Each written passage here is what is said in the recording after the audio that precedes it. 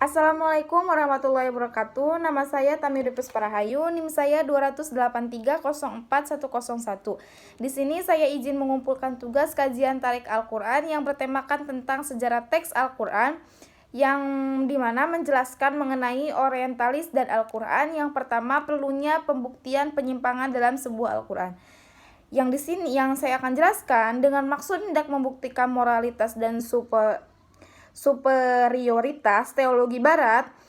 Ada beberapa pendapat dalam kajian kitab Injil yang Al-Qur'an, yang dimana Al-Qur'an mulai menggenjala semenjak beberapa tahun lalu dan disebabkan oleh perubahan peta politik Timur Tengah. Namun, adapun sebuah upaya-upaya di dalam bidang ini yang kebanyakan telah dimulai lebih awal dari perhatian mereka. Yang selanjutnya, adapun perubahan istilah Islam dalam pemakaian ungkapan asing, yang dimana pintu gerbang kedua masuknya serangan terhadap Al-Qur'an adalah melalui perubahan besar-besaran yang dimana studi keislaman menggunakan sebuah peristilahan orang barat.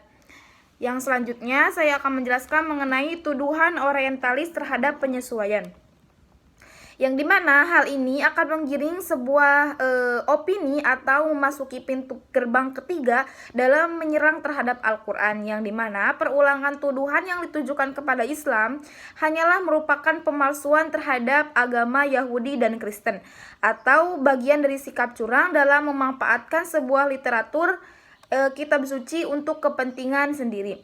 Adapun poin-poinnya, yang pertama saya akan menjelaskan mengenai tuduhan dan penyesuaian kata yang merusakkan.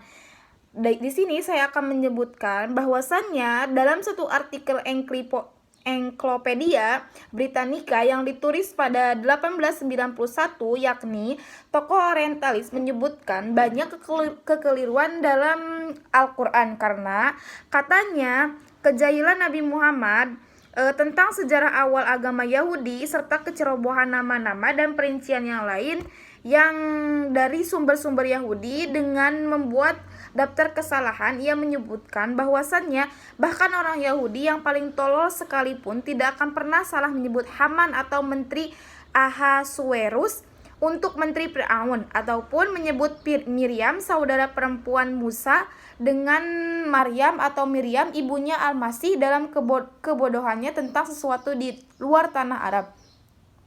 Yang kedua yaitu menjelaskan mengenai sebuah Injil palsu, yang dimana ini satu tuduhan yang dialamatkan terhadap Al-Qur'an oleh Hicksfeld. Jika kata Injil ditujukan kepada perjanjian baru, maka dosa warisan dan penebusannya yang pertama adalah warisan keturunan Adam, sedang yang kedua karena terbentuknya sebuah kepercayaan bahwa Tuhanlah telah mengorbankan satu-satunya anak yang lahir ke dunia ini sebagai sebuah penghapusan dosa. Dan pada bab 19 akan menjelaskan mengenai tema beberapa motivasi orientalis kajian subjektivitas, yang dimana menggunakan sebuah analogi Yahudi. Sebelum membicarakan orientalisme, saya ingin mengangkat satu pertanyaan dengan menggunakan analogi dalam pandangan Yahudi. Yang pertama, sebuah karya antisemit. Seorang ilmuwan Kristen seorang ilmuwan Kristen dan salah seorang pendiri astrologi berasal dari kalangan tradisi keilmuan perjanjian lama yang hebat, di mana ia sendiri sedikit berbau darah Yahudi. Namun demikian pandangan terhadap perjanjiannya lama-lama betul sinis, yaitu perjanjian lama penuh dengan berbagai penipuan, benar-benar amburadul serta mengelirukan. Tidak diterimanya oleh akal sehat figur-figur tokoh yang tak dapat dipercaya, termasuk kronologi biblikan. Yang ketiga, dapatkah ilmuwan yang anti-Yahudi tidak memihak ketika berhubungan dengan satu tema atau keyakinan Yahudian?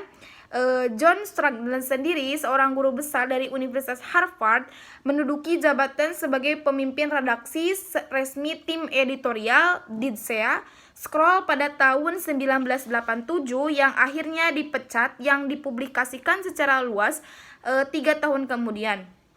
Yang dimana masalahnya bermula dengan wawancara yang dilakukan oleh seorang seorang wartawan Israel, Avi Katman.